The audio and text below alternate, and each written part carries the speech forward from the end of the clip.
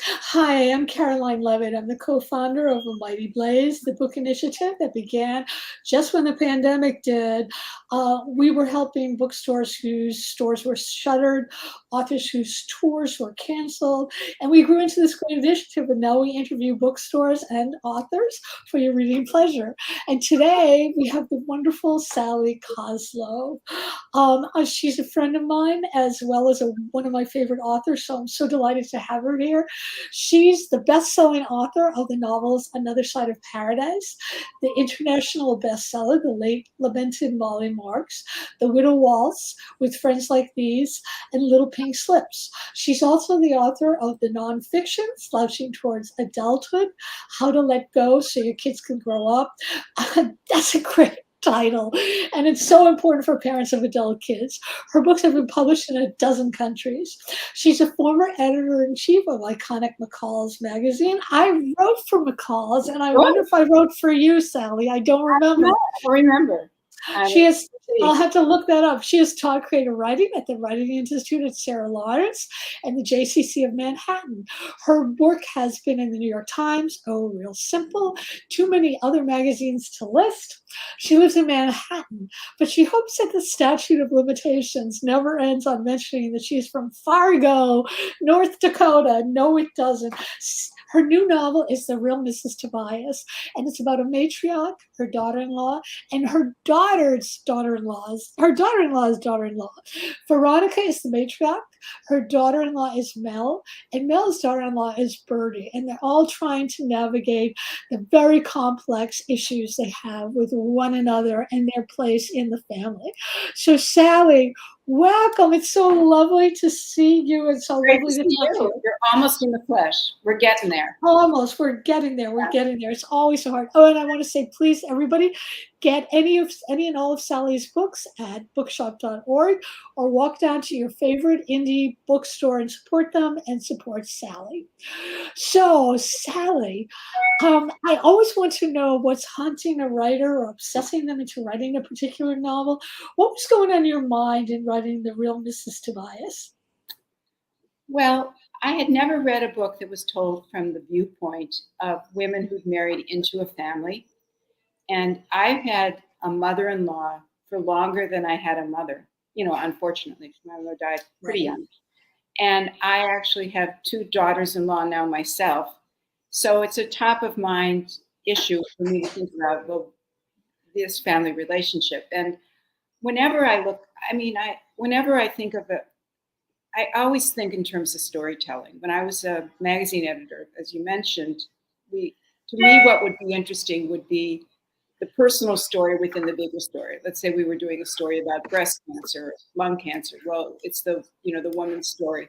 So I just decided that I wanted to try to tell an interesting story about a complex and possibly somewhat odd family, and decided to do it from the women's point of view. I love that. I love that. I know I told you that I think mothers and daughter-in-laws are such juicy material. I mean, actually, I was married. This is my second marriage now, but I loved both my mother-in-laws, although sometimes the mothering got a bit too much. So I wanted to know, are you yourself mother-in-law, and can some of your own thoughts about that go into the story? Oh, I'm every character in this book. I did not write about my own mother-in-law. I thought about try to create an original character. I mean, not that stupid. My own mother-in-law was an amazing woman, but there are limits to how far one goes in terms of bringing their own family into a book. And I'm a bit of every character in the book. I'm probably the most like the middle character, even though I'm not 44 years old. I'm sorry to tell you, a little bit older. But I really look at a lot of other people's mothers-in-law too. And I mean, we're designed to come into it thinking it's going to be a terrible relationship. Mother-in-laws get a really Right, the jokes. yeah. Why do we bury them 20 feet deep? Because deep down they're really sweet. But in this case, there are some legitimate reasons for someone to have some friction with their mother-in-law, and there's some up to the reader to decide not so legitimate reasons. And I think that's what makes the book interesting. I do too.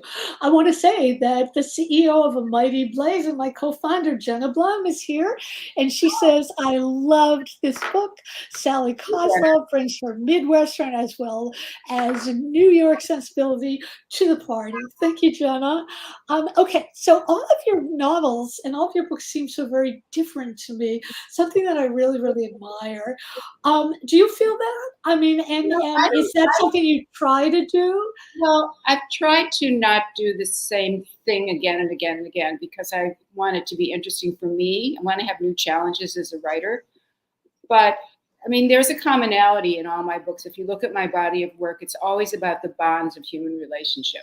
Right. Even when my book before this was a historical. It was right. F. Scott Fitzgerald and Sheila Graham, an incredibly interesting self-invented woman from England who became his lover for a number of years, and he actually died in her apartment. He didn't know he was going to live till he was 44, but he died in Sheila's apartment. But even that book, which was a love story and a historical, it was all about their relationship. And the only book that I've written that doesn't fall into that category probably is my first book, which I was pretty convinced would be my only book. It was called Little Pink Slips. Oh, yeah. And it was about my experience as the editor-in-chief of a big traditional women's magazine that's taken over by an eccentric celebrity, which is what happened to me. I really can't make that up, to have Rosie O'Donnell replace you, but that's what happened. So even though I'd gone on to another job after that, I thought this was really good material to try to write a book from. And I never expected to write more than one book. And I think this is now my 7th. Just happened, as it does. I also want to say that another amazing author is here, Susan Henderson, who actually wrote The Flicker of Old Dreams. She's a wonderful author, and it's always great when authors show up for other authors. It's just, so anyway, I want to go back to that question. I always wonder with authors, when once you've finished a book, do you feel like you've learned something about writing, and are those lessons you can take to the next book?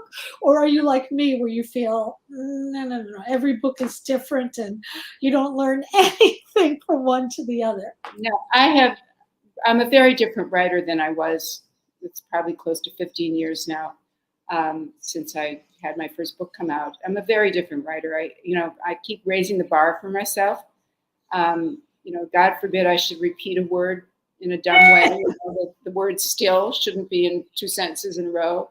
And I try to keep my writing very cliche-free, and I attempt to go deeper, all the while keeping a certain lightness. And, I guess, there are 2 things that can make a woman feel really good, in my opinion. One is to say she's pretty, but even better is to say that she's witty.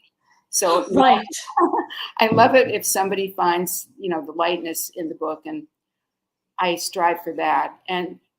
But my writing has definitely evolved because, I admire writers who develop a niche for themselves. I'm kind of all over the place, I guess you could say, because after I wrote 3 novels, then I did Slouching Toward Adulthood, which was nonfiction, which wasn't that big a stretch for me because as a magazine editor, I published all nonfiction. And I had been a nonfiction writer.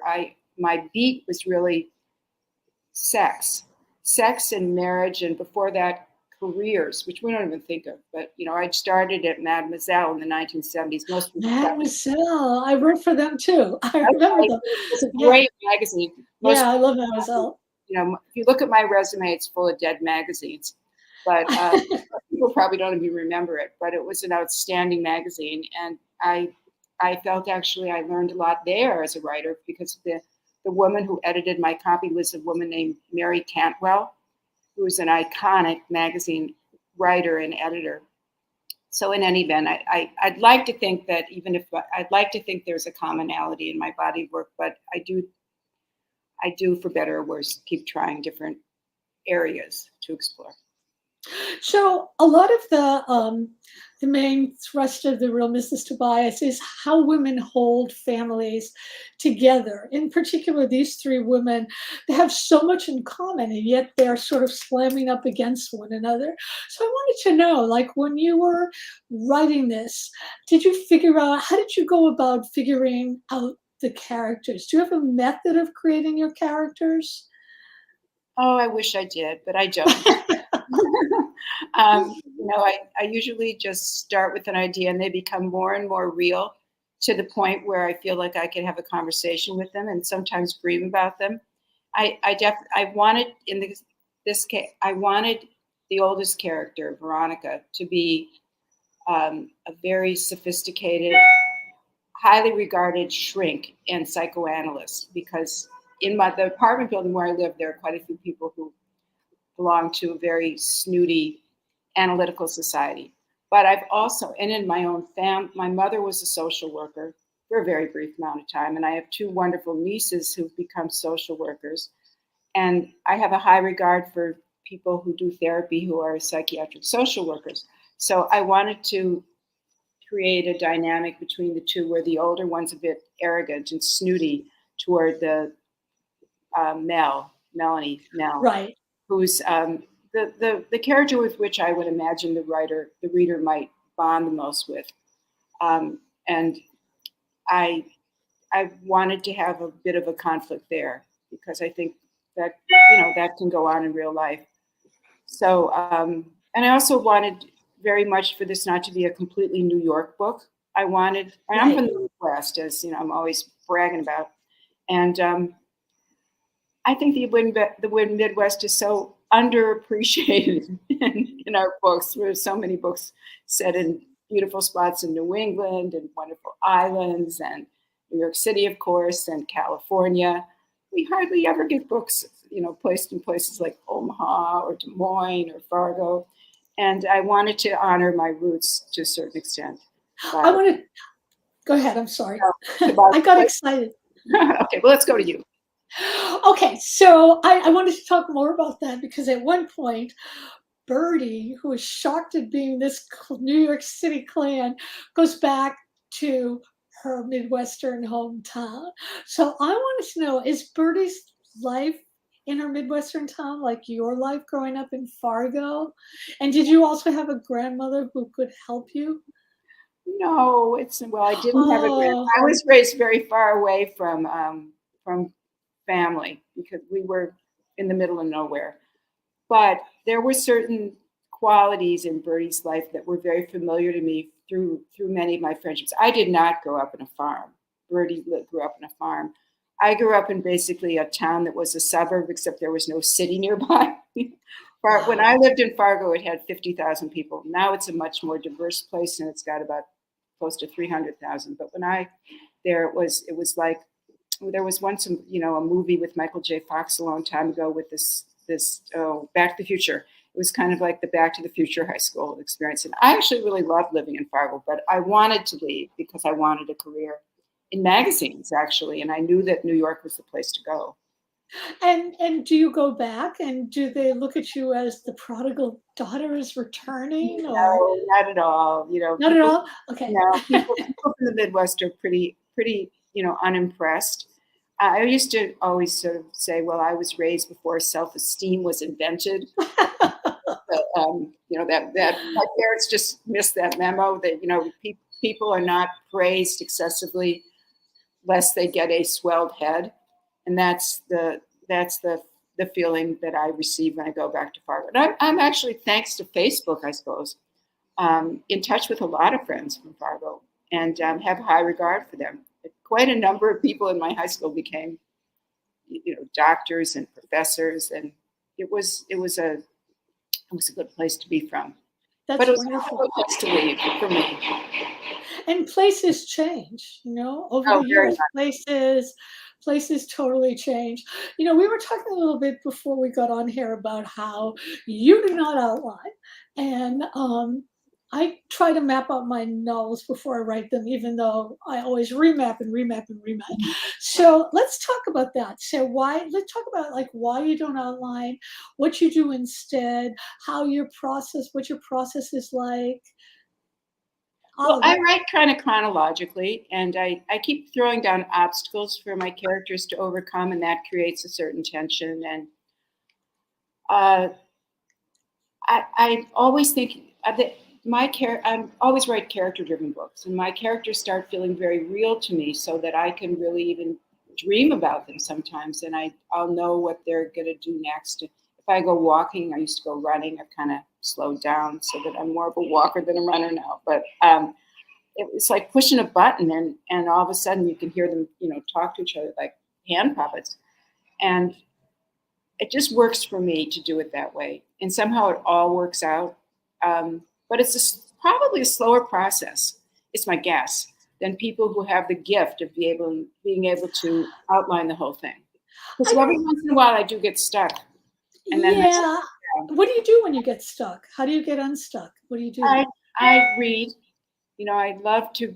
In the beginning, when I wrote my first book, I seemed to avoid reading. I thought I was going to try to mimic someone, and then I realized how dumb that was, because if you limit yourself, if you specialize in really well-written books, you should only be so lucky as to figure out how to mimic Right.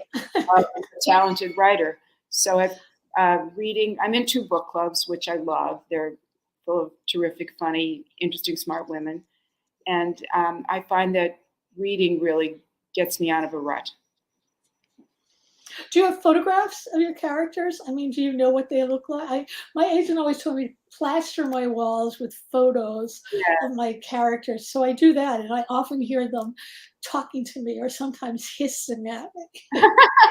Well, I don't actually have an office. I have commandeered a big dining room table. That's where we are right now. I had a desk in an officey, officey. We called it the office. We called it the den, and then somehow it wasn't a bright, sunny place, and it was getting me down. That I was off in the corner in my apartment in a kind of a dark place when I could be in a light-filled, useless, large dining room. I'm in this old pre-war building on the Upper West Side of Manhattan, where the dining rooms are bigger than the living rooms. Very odd.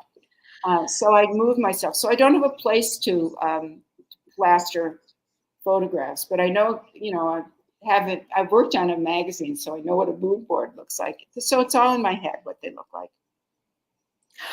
Did you always know you were going to be a writer? Or was it just the idea that you were going to be a magazine writer? I mean, I really when thought did about go ahead, I'm sorry. I really thought about. I never ever expected to become a writer of fiction. I never wrote a word of fiction before I actually took a writing workshop. When I had this frustrating experience of being laid off as the editor of McCall's magazine, as I inferred. But then I got another job, which was really terrific. It was to start a magazine based on Lifetime television, which at the time, this was before Netflix and Amazon. Right. It was, a very, very successful. I think it's still successful, but It's still successful, I it think. was very successful back then. So they wanted me to try to translate their brand into a magazine. It was an incredible experience to be able to start a magazine. And I was able to rehire quite a few of the people who've been dumped when McCall's turned into this magazine for Rosie, and that only lasted a few months. So that was great. But most new magazines fail. Well, actually, now there are hardly any magazines left at all. I know it's terrible. I feel so bad about that. I miss them. I do too. I still get a few, but far fewer than I used to. Yeah. So, but when the magazine that I'd started based on Lifetime cratered, I knew it was going to be harder to get a new job, because the magazines that were popular at the time were mostly very celebrity oriented. And I just didn't feel as a human being that I had worked this hard for that long to go into a celebrity worshiping magazine. It just wasn't me. So someone said, well, do something with one of your hobbies. And I thought, that's great. Except I have no hobbies. I had this enormous job, and I had raised 2 wonderful sons, and that was it. Every night I dragged home mountain of manuscripts. But I thought it would be fun to be in a writing workshop because that's what I like to do the best, and was roll up my sleeves and write. My favorite thing was to write. They're called cover lines, those blurbs on the front. Oh, I love those.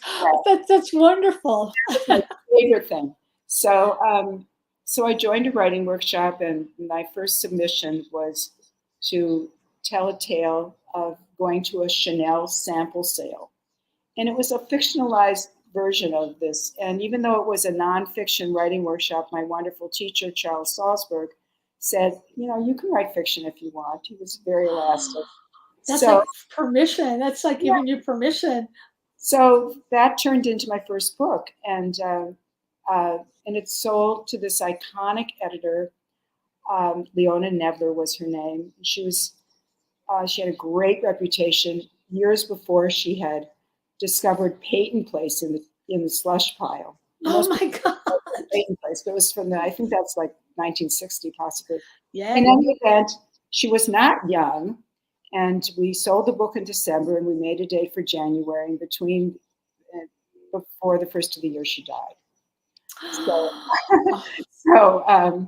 I went to her enormous funeral at Frank Campbell's, which is a very posh funeral parlor in New York, and very haughty people were there, and it was completely full. And I just sort of thought of her as an angel on my shoulder. And I had a wonderful new editor who hadn't acquired the book, so it was a little weird, but I liked her very much. And I just decided maybe this played to my strengths. And I started looking less enthusiastically for a new job in the world of magazines because they were already starting to feel the presence of the internet and becoming leaner and leaner. So that's how I became a fiction writer. That's a great story. I want to ask you, where are the Tobias women now? What are they doing? Where are the Oh God. Okay. Well, let's see. I want them all to be alive, first of all. And I also don't want to create too many spoilers for the book, but I would say that Veronica will become one of the oldest living psychoanalysts in New York City. So she's still doing what she always has done, which is listening to people, giving them some advice and therapy. And I don't want to tell you what will happen with her husband because there's a plot line. Right. Okay. And with Mel will still be a therapist also. She'll still be very involved, perhaps over-involved in the lives of her children. She'll find a way to still be involved in Bertie's life. And Bertie may have a new life. I don't want to tell you too much. Okay. That people listening might actually want to read this book. And I don't want to surprise them too much with what's going to happen. But I see them all as highly functioning women. And I see a wonderful new career ahead for Bertie, however. Oh, I like that. I like that. So, the book is very women empowering. So let's talk about the men in the book. Yes. How did you go about creating the men, and what do you want to tell us about them? Well, okay. Mel's father-in-law. I sort of had my father-in-law, who's died many years ago, but I kind of had him in mind. He was an enormously charming man, Alfred Koslow. He was a very elegant man, and I kind of thought of David Tobias in lights of my father-in-law. Although I gave him a different occupation, I made David Tobias the owner of several small elite men's stores.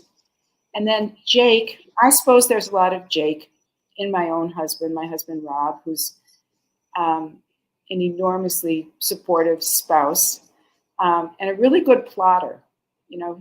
He's if you watch television with Rob, which we've been doing a lot of ever since COVID. Oh, yeah. We've watched every dramatic series, and in fact, I'm looking for some new ones if anyone wants to put that in the chat. But Rob will always call out what he thinks is going to happen next before I figure it out. So we have to own it by saying it out loud. We can't just say to one another, "I knew that was going to happen." We have to speak it. And then Micah's not at all like either of my sons. Micah's probably like some people, he's a bit like some of the people I interviewed for Slouching Toward Adulthood, who didn't quite have their act together when they were in their 20s, even though they were very able people. It just took them longer. You know, when I wrote that book, it was news that people might wind up at home, and they're Right. but now it's normal. So I would say Mike is more of that that cut, not like my guys at all. Can you show your gorgeous cover and tell Ooh, us, here we go. did you have input into that, or did they show it to you and you just said, I love it, that's the cover? Well, all I said was I'd love a really bright color cover because I love the cover for Another Side of Paradise. Right. But it was a beautiful dark black and white photograph, and it had this lovely Art Deco frame. Once I walked right by it in Barnes and Noble because it sort of receded because it had these elegant dark colors. So I wanted a really bright color. And so what I got was, I couldn't have imagined it. Sort of looks like the drink of Tequila Sunrise. Yeah, it's beautiful. It looks like a Bellini to me. Yeah, exactly. It looks like a nice drink. And then you can't tell this, I think, on video, but this is the Brooklyn Bridge looking toward Manhattan. And some of the characters live in Brooklyn and some of them live in Manhattan. It's a beautiful cover. Yeah, Mel and her mother-in-law live in the Upper West Side of Manhattan where I live, but her son lives in Brooklyn where one of my sons lives or lived. So that's all I had to say about the cover. I think it turned out really well. Oh, it's beautiful. It's absolutely beautiful.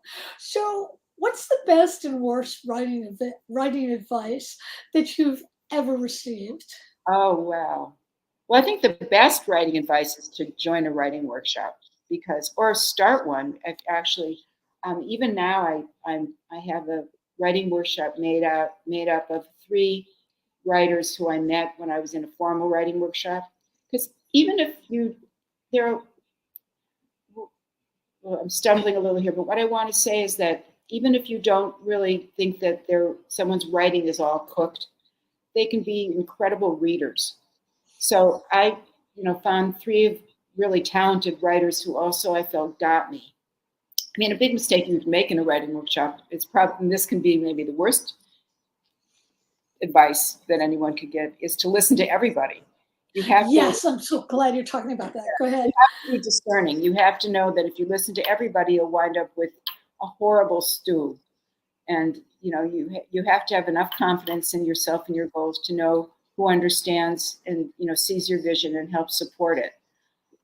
So other really bad writing advice probably would be, don't read when you're writing because you might mimic it. We already talked about that. That advice really sucks. I also think you shouldn't limit yourself to the category in which you prefer to write. Like I don't see myself ever writing a thriller, but I enjoy reading them once in a while. I admire them. So I think it's good to get out of your comfort zone in terms of writing. I mean, if I was strictly in my comfort zone, I'd always only be reading witty, dry English lady writers. They're probably my favorite. I try to stretch myself a little. We have a question from the wonderful publicist Laura Rossi, who actually is one of my publicists, and she's a genius. Her question is, I love that Sally was a magazine editor. McCall's is so iconic. How did that help you become a fiction author? Oh, that's a good question. That's a great question. Let's go backtrack. It helped me to be from Fargo to become an editor of a magazine like McCall's, because I think if I'd been from Great Neck or Scarsdale or Montclair, I probably would never have had the nerve to even try to become a magazine editor in New York, because I would have known how competitive it was. And I started out at Condé Nast. I didn't know it was such a snooty company. And I just did it. I just applied and got a job. So having been from Fargo and having a lot of respect for people who are my goal readers, helped me edit that magazine. But the other thing that probably helped me is just having good work ethic. you have a million things to do during the day and the night when you are a magazine editor, and you're on a schedule. You're on a tight schedule because a magazine has to get shipped out to a printer. So you're on a schedule, and you have to be thinking far in advance. So, frankly, I'm not sure if I could even do that job again, because when I think back to how hard I worked and exhausting it was, and then I usually got up and ran for like 45 minutes before I even started the day, I get tired to think about it. But I will say that it's given me a good work ethic. It's given me the ability to focus, because sometimes, like if I'm on a vacation with my family, I'll be sitting with my laptop where everyone else is watching a football game or something. And some of my family members have said that they're amazed that I can just put the blinders on, and I don't hear that. I just did get in my own head, sit down and work. So it's that work ethic probably more than anything else. I think writers do that. I always call it the zone. And sometimes my husband says, when you're in this zone, I could come in and say, there's a fire, we have to leave, and you're still writing. So, but I think we're in the exact same position you were when you work in the morning. Exactly. Exactly. So can you talk a little bit about what's next for you? Like what you're working on now, or give us a hint? Or do you feel superstitious about that? I do feel superstitious because I get it. I did write a book during COVID. I think there are a lot of authors who have an extra book kicking around that they wrote during COVID. It's a bit unlike the other things I've written, and I don't know quite what's going to happen with it.